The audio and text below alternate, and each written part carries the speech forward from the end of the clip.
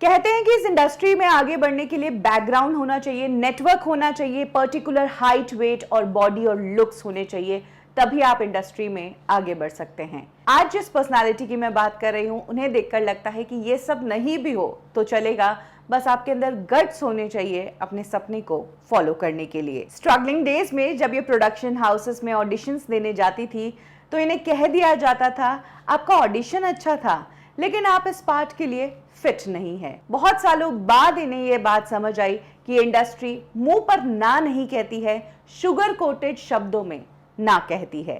और जहां तक बात है ऑडिशन की, तो आज की डेट में बिना ऑडिशंस ही इन्हें अक्षय कुमार जैसे एक्टर के साथ फिल्में मिल रही है। इनकी पहली फिल्म थी जय संतोषी मां और इस वक्त ये राम सेतु में काम कर रही है, लेकिन इसके बीच में इन्होंने लव, सेक्स और धोखा और प्यार का पंचनामा किया। आप समझ ही गए होंगे मैं किसकी बात कर रही हूं, एक्ट्रेस नुसरत भरूचा की। नुसरत की लाइफ से जुड़ी वो बातें मैं आपको बताऊंगी जो आपने शायद ही सुनी होंगी। कब नुसरत की फैमिली उनके इस प्रोफेशन के खिलाफ थी, क्यों नुसरत हुई डिप्रेशन की शिकार, और कैसे जिस एक्टर और जिस डायरेक्टर के साथ नुसरत ने करी 4 फिल्में, उन्हीं के साथ नुसरत का जुड़ा नाम।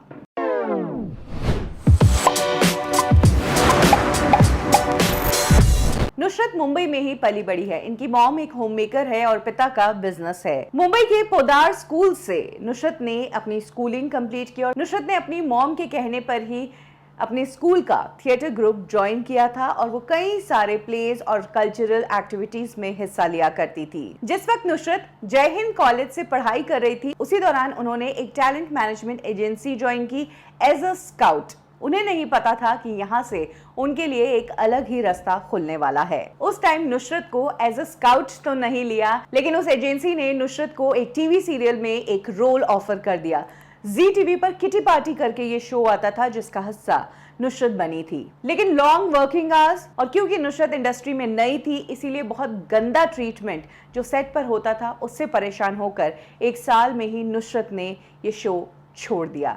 शो छोड़ा था, लेकिन हाँ, एंटरटेनमेंट इंडस्ट्री में आगे बढ़ना है ये उन्होंने ठान ली थी। जिस वक्त नुसरत के दिलो दिमाग में ग्लैमर इंडस्ट्री को लेकर चाव बढ़ रहा था, उस दौरान उनकी फैमिली ने उनके इस प्रोफेशन को रिजेक्ट कर दिया था। उनकी फैमिली के अकॉर्डिंग एक्टिंग या मॉडलिंग, इस तरह की चीजें जो है वो सिर्फ और सिर्फ आप शौकियाना कीजिए, हॉबी के तौर पर कीजिए, क्योंकि दाऊदी बोहरा कम्युनिटी जहां से वो बिलोंग करती है, उस कम्युनिटी में ज्यादातर लोग डॉक्टर, इंजीनियर या सिविल जॉब्स के लिए ही प्रेफर करते हैं। ऐसे में नुसरत के इस चॉइस ऑफ करियर को लोगों ने रिजेक्ट कर दिया था। उनके मॉम डैड तो सपोर्ट में थे, लेकिन जो उनकी नानी का परिवार था या उनकी जो दादी का परिवार था, उन लोगों का इतना सपोर्ट नहीं मिला। इनफैक्ट नुसरत ने खुद ये अपने इंटरव्यू में बताया कि कई बार उनकी कजिन्स को उनके साथ नहीं रहने दिया जाता था, ये सोचकर कि कहीं नुसरत इनका भी ब्रेन वॉश करके इस फील्ड में ना ले आए। वो लोग सिर्फ और सिर्फ पढ़ाई के फील्ड में आगे बढ़ना और उसमें करियर बनाना ही करियर समझते हैं। बाकी एंटरटेनमेंट इंडस्ट्री की कोई वैल्यू नहीं थी नुसरत की फैमिली में। नुसरत के ऊपर अब डबल बोझ था, एक तो अपने सपने, अपनी ख्वाहिशें, और दूसरा फैमिली की जो थिंकिंग है उसको बदलना कि इस फील्ड में मैं आई हूँ और इस फील्ड में भी करियर बनाया जा सकता है। इसी दौरान नुसरत भरूचा को आसिन के साथ एक एड मिला। वो सेकेंड लीड थी इस एड में, लेकिन इस एड में वो नोटिस हुई। 2006 में नुसरत नजर आई जय संतोषी मां नाम की फिल्म में। इसके बाद 2009 में कल किसने देखा, ये फिल्में कब आई कब गई पता ही नहीं चला और नुसरत को भी किसी ने नोटिस नहीं किया। इसी दौरान एकता कपूर एक फिल्म बना रही थी जिसके लिए 2 नए चेहरों की जरूरत थी। दिबांकर बैनर्जी इस फिल्म को डायरेक्ट करने वाले थे और फिल्म के लिए नुसरत ने भी ऑडिशन दिया और तब नुसरत इस फिल्म के लिए रिजेक्ट हो गई, क्योंकि इस फिल्म में किसी और एक्ट्रेस को साइन कर लिया था। लेकिन एंड मोमेंट पर उस एक्ट्रेस ने इस फिल्म को करने से मना कर दिया। तब जाकर एकता कपूर के प्रोडक्शन हाउस से फिर से नुसरत को कॉल आया और नुसरत को कहा गया कि आप इस फिल्म के लिए सेलेक्ट हो गई हैं। कुछ इस तरह से एंट्री हुई नुसरत भरूचा की लव, सेक्स और धोखा नाम की फिल्म में, जिससे राजकुमार राव ने भी बॉलीवुड इंडस्ट्री में लीड हीरो के रूप में डेब्यू किया था। ये फिल्म बॉक्स ऑफिस पर सक्सेसफुल साबित हुई। इसी दौरान बॉलीवुड की डायरेक्टर लव रंजन एक फिल्म बना रहे थे। फिल्म कम बजट की थी और सभी नए एक्टर्स इस फिल्म में थे। इसी फिल्म के लिए नुसरत ने भी ऑडिशन दिया और वो सेलेक्ट हो गई। ये फिल्म प्यार का पंचनामा थी। इस फिल्म में नुसरत भरूचा एक डोमिनेटिंग गर्लफ्रेंड के रूप में कास्ट की गई, जो कि अपने बॉयफ्रेंड को बिल्कुल भी स्पेस नहीं देती है, बहुत ज्यादा सवाल और जासूसी करती है। इस फिल्म से उम्मीद किसी को भी नहीं थी। लोगों को लगा था कि ये फिल्म फ्लॉप होगी, लेकिन ये फिल्म बॉक्स ऑफिस पर न सिर्फ सक्सेसफुल साबित हुई, बल्कि इस फिल्म के कई सारे सीन्स हैं जो सोशल मीडिया पर काफी वायरल हुए। उसमें से स्पेशली कार्तिक आर्यन का वो मोनोलॉग। फिल्म में नुसरत भरूचा को कार्तिक आर्यन की गर्लफ्रेंड के रूप में दिखाया गया था। दोनों की केमिस्ट्री जबरदस्त थी, नए चेहरे थे, नोटिस हो गए थे, फिल्म सक्सेसफुल हो गई थी और पहचान बन चुकी थी नुसरत भरूचा की इंडस्ट्री में। नुसरत भरूचा के प्यार का पंचनामा में तारीफ तो हुई, इंडस्ट्री ने भी कहा कि यू हैव अराइव्ड, मतलब तुम बड़ी बन चुकी हो। लेकिन इस फिल्म के बाद फिर से कोई फिल्में ऑफर ही नहीं, ऑफर्स ही नहीं, काम ही नहीं। आप सक्सेसफुल भी हो गए, इंडस्ट्री में आपको काम भी नहीं मिल रहा है।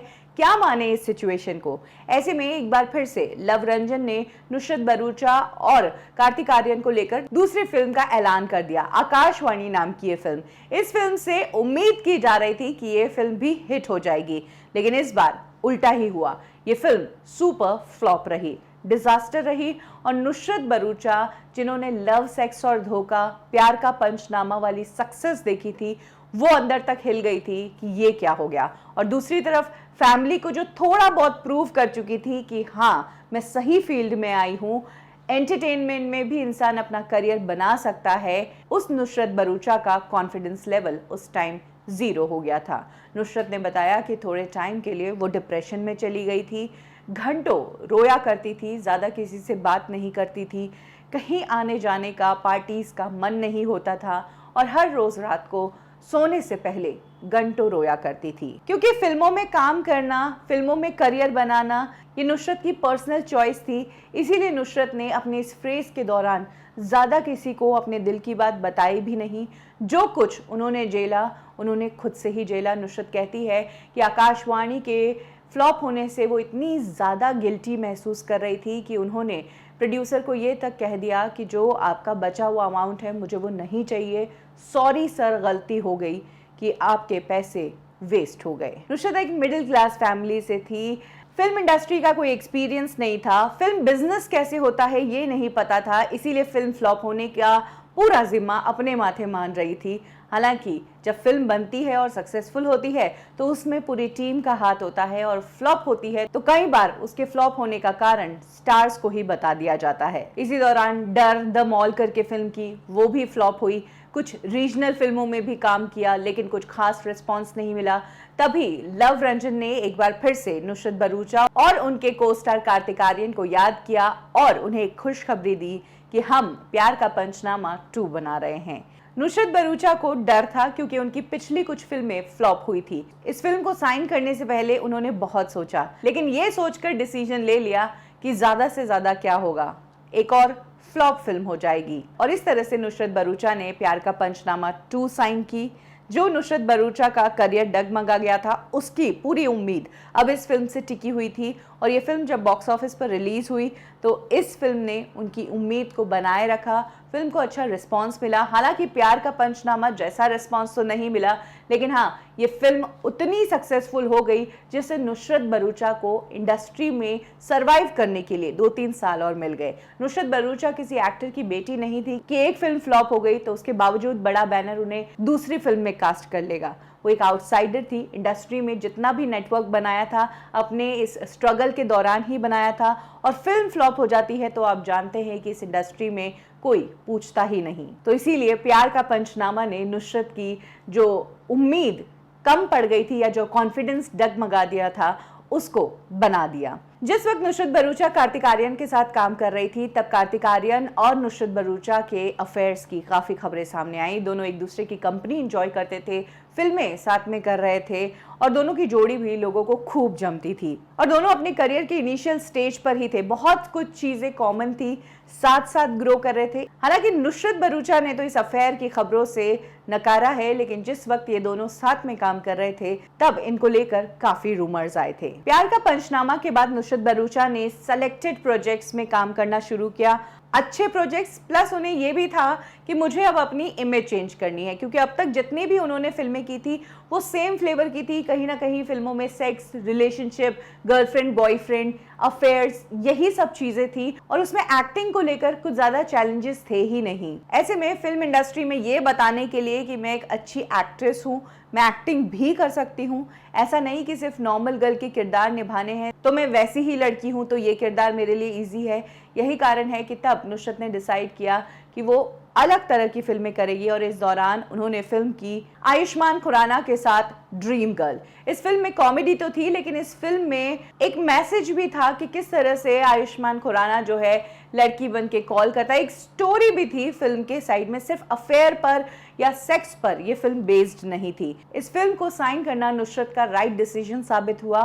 फिल्म ने बॉक्स ऑफिस पर जबरदस्त परफॉर्म किया और सेम टाइम नुसरत भरूचा की सोनू के टीटू की स्वीटी फिल्म भी आई और ये फिल्म भी बॉक्स ऑफिस पर सक्सेसफुल साबित हुई। इस बार एक बार फिर से नुसरत भरूचा कार्तिक आर्यन के साथ नजर आई और इस बार भी अफेयर्स के चर्चे बहुत गर्म हुए, लेकिन इस बार कार्तिक आर्यन के साथ नहीं बल्कि फिल्म के डायरेक्टर लव रंजन के साथ, क्योंकि लव रंजन के साथ कंटिन्यूअसली ये नुसरत भरूचा की चौथी फिल्म थी और कई बार दोनों को एक साथ देखा जा सकता था। मीडिया के गलियारों से खबरें आती थी कि नुसरत भरूचा और लव रंजन एक दूसरे की कंपनी को काफी एंजॉय कर रहे हैं और तभी इन दोनों के अफेयर्स की खबरें थी। लेकिन एक बार फिर से नुसरत भरूचा ने भी इन खबरों को नकारा और उन्होंने कहा कि ये सिर्फ और सिर्फ रूमर्स है। मैं जिस डायरेक्टर के साथ, जिस एक्टर के साथ काम करती हूँ उनके साथ मेरे अफेयर की खबरें आ जाती है।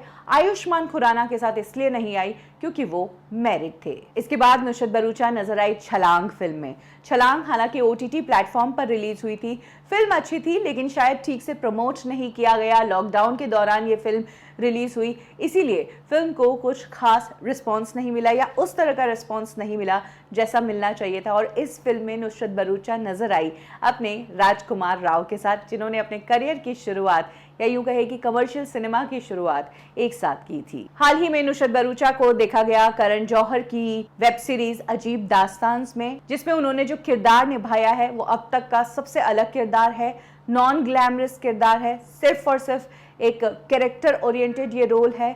हो सकता है कि इस रोल को करने के बाद नुसरत भरूचा को और एक्टिंग ओरिएंटेड फिल्में मिले और आने वाले समय में नुसरत भरूचा नजर आने वाली है अक्षय कुमार के साथ राम सेतु से। कहा जा सकता है कि step by step Nusrat Bharucha जो है फिल्म इंडस्ट्री में आगे बढ़ रही है, सक्सेस की सीढ़ियां चढ़ रही है और उनके करियर की अब तक की सबसे बड़ी फिल्म राम सेतु ही होगी, क्योंकि ना सिर्फ इस फिल्म का बजट ज्यादा होगा बल्कि जिस फिल्म में अक्षय कुमार होते हैं वो फिल्म बॉक्स ऑफिस पर कितना कमाएगी उसकी कैलकुलेशन भी पहले ही हो जाती है कि अक्षय है तो 200-300 करोड़ तो आराम से करेगी, यानी कि अगली 300 करोड़ फिल्म की तैयारी नुसरत भरूचा ने कर ली है। जिस वक्त नुसरत भरूचा अपने करियर में सबसे सही जा रही है, करियर के पीक पर है, उसी दौरान नुसरत भरूचा की फैमिली की तरफ से शादी को लेकर प्रेशर है। हाल ही में नुसरत भरूचा अपनी मॉम के साथ एक इंटरव्यू में नजर आई थी तो उनकी मॉम ने कहा था कि अब नुसरत की जल्द ही शादी होगी, बहुत टाइम हो गया, बहुत टाल लिया इसने, अब जल्दी से जल्दी नुसरत को हम सेटल करेंगे। नुसरत भरूचा का तो कंट्रोवर्सी से भी अपना फेयर शेयर रहा है। एक टाइम पर तब बड़ी खबरों में आई थी नुसरत भरूचा जब उन्होंने श्रद्धा कपूर को अडाई के हिंदी रीमेक में रिप्लेस किया था। पहले ये फिल्म श्रद्धा कपूर करने वाली थी लेकिन इस फिल्म में न्यूड सीन था, इसीलिए श्रद्धा ने इस फिल्म को रिजेक्ट कर दिया, जिसके बाद नुसरत भरूचा ने इस फिल्म को साइन किया, यानी कि अब अडाई के रीमेक में नुसरत भरूचा न्यूड सीन देते भी नजर आएगी।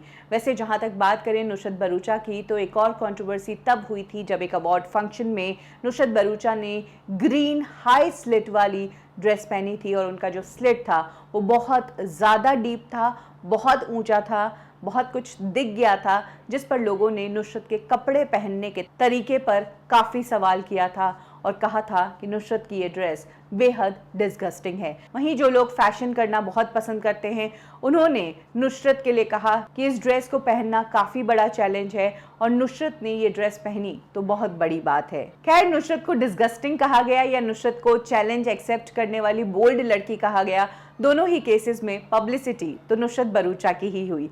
और जहां तक बात है नुसरत भरूचा की तो वो छोटी हाइट वाली लड़की, वो विदाउट फिल्मी बैकग्राउंड वाली लड़की आज बॉलीवुड में करोड़ों के बजट की फिल्मों में काम कर रही है।